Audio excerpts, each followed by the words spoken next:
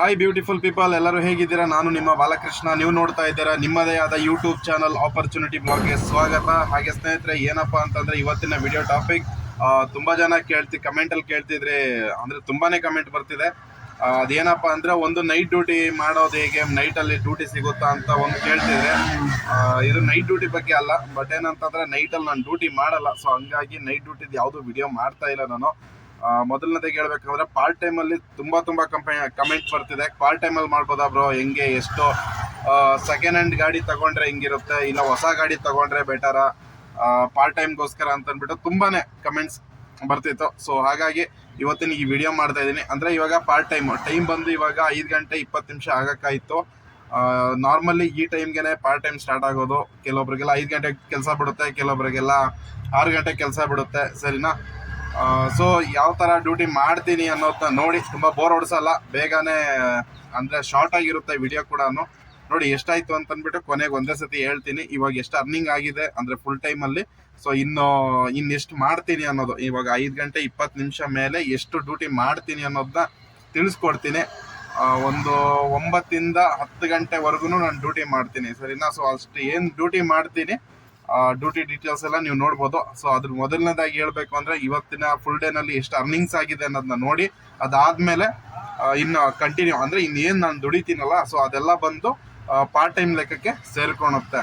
ಇವಾಗ ನಾನು ಏನು ಪಾರ್ಟ್ ಟೈಮಲ್ಲಿ ಡ್ಯೂಟಿ ಮಾಡ್ತೀನಿ, ಆ ಡ್ಯೂಟಿ ಬಂದುಬಿಟ್ಟು ಊಬರ್ ಮತ್ತು ನಮ್ಮ ಯಾತ್ರೆನಲ್ಲಿ ಮಾತ್ರ ಮಾಡ್ತೀನಿ, ಎರಡರಲ್ಲಿ. ಯಾಕಂತಂದರೆ ಇದರಲ್ಲಿ ಬಂದು ಕೆಲವೊಂದು ಸತಿ ಕಸ್ಟಮರ್ ಕೂಡ ಎಕ್ಸ್ಟ್ರಾ ಆ್ಯಡ್ ಮಾಡ್ತಾರೆ, ಮತ್ತು ನಾವು ಕೂಡ ಒಂದು 10 ರೂಪಾಯಿ 20 ರೂಪಾಯಿ ಎಕ್ಸ್ಟ್ರಾ ಹೊಡ್ಕೋಬೋದು ಇದರಲ್ಲಿ ನಮ್ಮ ಯಾತ್ರೆಯಲ್ಲಿ. ಊಬರಲ್ಲಿ ಬಂದುಬಿಟ್ಟು ರಾತ್ರಿ 8:30ವರೆಗೂ ಇಲ್ಲ 9 ಗಂಟೆವರೆಗೂ 30 ರೂಪಾಯಿ ಎಕ್ಸ್ಟ್ರಾ ಕೊಡ್ತಾನೆ, ಸರಿನಾ? ಪಿಕಪ್ ಚಾರ್ಜ್ ಅಂತ ಇಟ್ಕೋಬೋದು, ಇಲ್ಲ ಅಂತಂದರೆ ಪ್ರಮೋಷನ್ ಅಂತ ಇಟ್ಕೋಬೋದು. ಸೊ ಅದಕ್ಕೆ ಏನು ಮಾಡ್ತೀನಿ, ಸೊ ನನ್ನ ಟಾರ್ಗೆಟ್ ಕೂಡ ಅಚೀವ್ ಆಗೋಕ್ಕೆ ತುಂಬ ಈಸಿ ಆಗುತ್ತೆ. ಸೊ ಪ್ರೆಸೆಂಟ್ ಕೊಡ್ತಿದ್ದಾನೆ, ಸೊ ಏನಕ್ಕೆ ಬಿಡೋದು? ಸೊ ನಾನು ಮಾಡೋವಂಥ ಡ್ಯೂಟಿ ಬಂದುಬಿಟ್ಟು ಇವಾಗ 2 ಅಪ್ಲಿಕೇಶನ್ ಯೂಸ್ ಮಾಡಿಕೊಂಡು, ಒಂದು ಬಂದು ಊಬರ್, ಇನ್ನೊಂದು ಬಂದು ನಮ್ಮ ಯಾತ್ರೆ. ಸೊ ಇದರಲ್ಲಿ ಎರಡರಲ್ಲೂ ಕೂಡ ಎಕ್ಸ್ಟ್ರಾ ಅಮೌಂಟ್ ಆ್ಯಡ್ ಆಗ್ತಾ ಹೋಗುತ್ತೆ. ಸೊ ನಾನು ಎಷ್ಟು ಅಮೌಂಟ್ ಮಾಡಿದ್ದೀನಿ ಅಂತ ನೋಡಿ ಫುಲ್ ಟೈಮಲ್ಲಿ. ಅದಾದಮೇಲೆ ಏನೇ ಎಕ್ಸ್ಟ್ರಾ ಅರ್ನಿಂಗ್ ಆಗಿರುತ್ತವೋ ಅದು ಬಂದು ಪಾರ್ಟ್ ಟೈಮಲ್ಲಿ ಆಗಿರುತ್ತೆ. ಇವಾಗ ಸ್ಟಾರ್ಟ್ ಡ್ಯೂಟಿ ಮಾಡ್ತಾ ಇದ್ದೀನಿ. ಟೈಮ್ ಬಂದು 5 ಗಂಟೆ 22 ನಿಮಿಷ, ಟ್ಯೂಸ್ಡೇ, ಮಂಗಳವಾರ 13 ಫೆಬ್ರವರಿ 2024. ಸೊ ನಾನು ಯಾವುದ್ರಲ್ಲೂ ಓಲಾದಾಗಲಿ ಬೆಳಗ್ಗೆಯಿಂದ ರ್ಯಾಪಿಡೋದಲ್ಲಾಗಲಿ ಯಾವುದ್ರಲ್ಲೂ ಡ್ಯೂಟಿ ಮಾಡಿರೋದೇ 2 ಅಪ್ಲಿಕೇಶನಲ್ಲಿ. ಒಂದು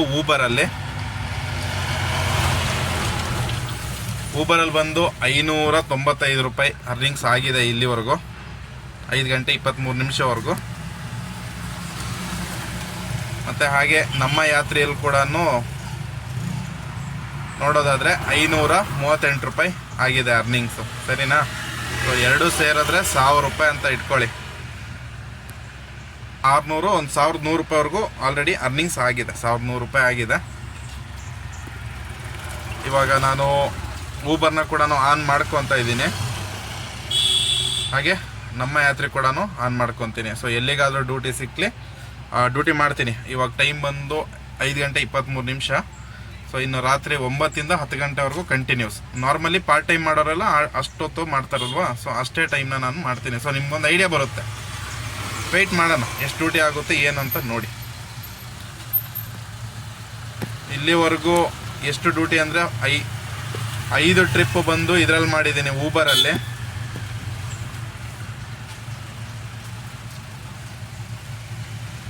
ಹಾಗೆ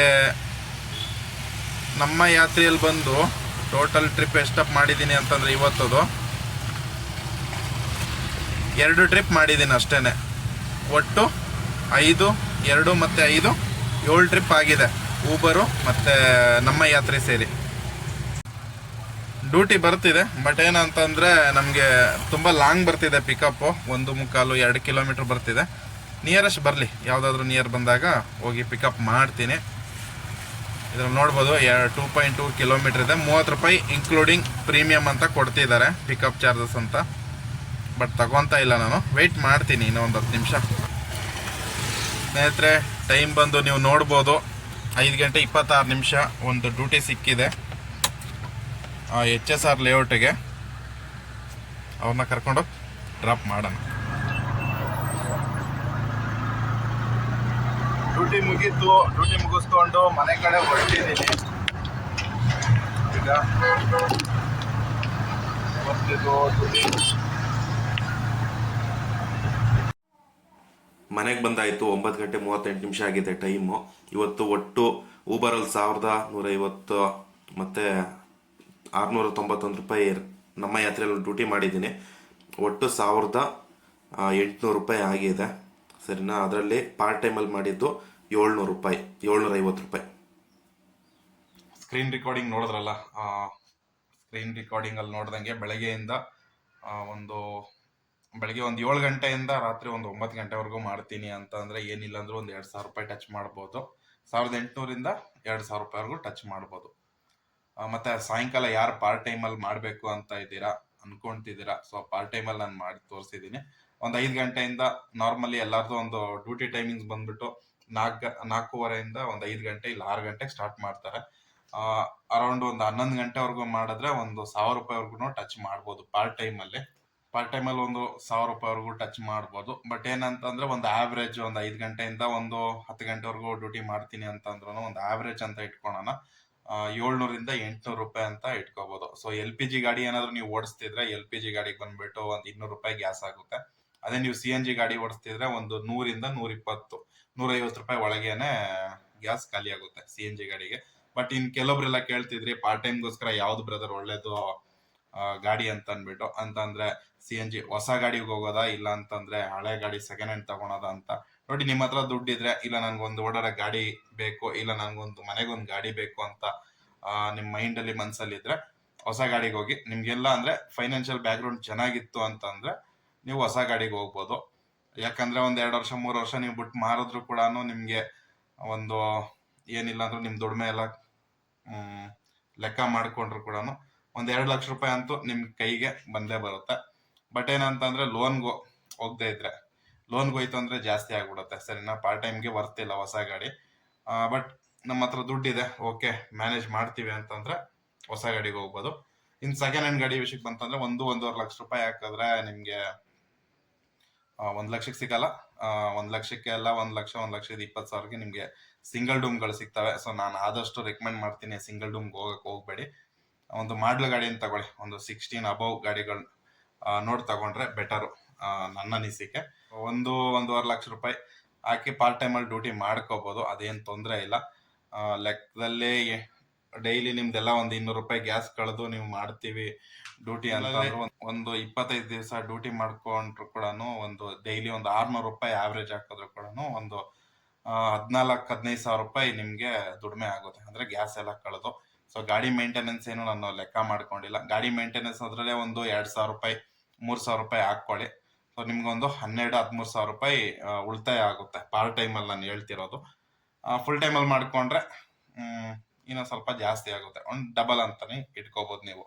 ಸೊ ಸ್ವಲ್ಪ ಎಫರ್ಟ್ ಹಾಕಿ ಮಾಡ್ತೀನಿ, ತೊಂದರೆ ಇಲ್ಲ, ಓಕೆ ಸ್ವಲ್ಪ ಟೈಮ್ ಕೊಟ್ಟು ಮಾಡೋಣ ಅಂತಂದ್ರೆ ಒಂದು ಸಂಜೆ ಒಂದು 5 ಗಂಟೆಯಿಂದ ಹಿಡಿದು ರಾತ್ರಿ ಒಂದು 11 ಗಂಟೆವರೆಗೂ ಅಂದ್ರೆ ಸಿಕ್ಕಿದ ಕಡೆಗೆ ಎಲ್ಲಾದ್ರೂ ಹೋಯ್ತು ಹೆಂಗಾದ್ರೂ ಮಾಡಿ ಒಂದು 1,000 ರೂಪಾಯಿ ಟಚ್ ಮಾಡ್ಬಿಟ್ರೆ ಪಾರ್ಟ್ ಟೈಮಲ್ಲಿ ನಿಮ್ಗೆ 200 ರೂಪಾಯಿ ಖರ್ಚು ಹೋಗುತ್ತೆ, 800 ರೂಪಾಯಿ ಉಳ್ಕೊಳುತ್ತೆ.